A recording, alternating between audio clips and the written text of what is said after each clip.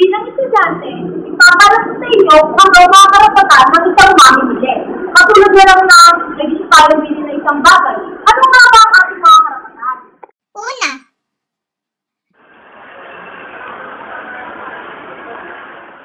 maging wais sa pagpili ng bibilhan ng iyong produkto.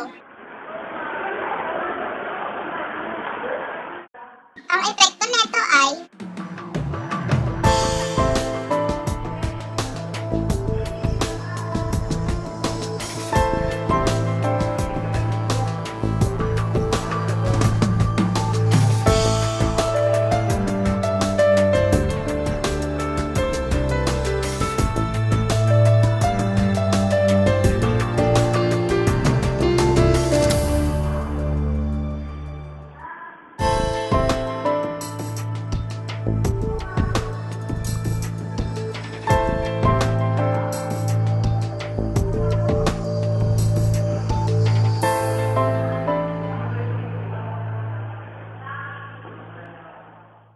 Halimbawa lang sa produktong ito, duduin natin lista pang ating binibiling produkto.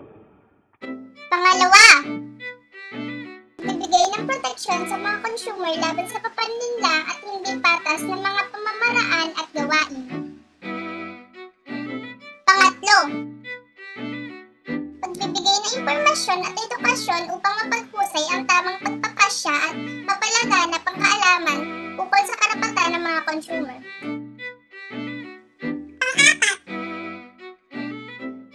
Bibigyan ng sapat na karapatan at pamamaraan para sa mga hinaing at reklamo ukol sa kalakal o serbisyo. Ang panglima,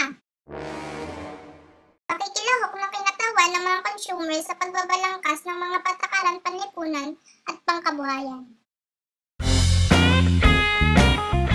Thank you for watching!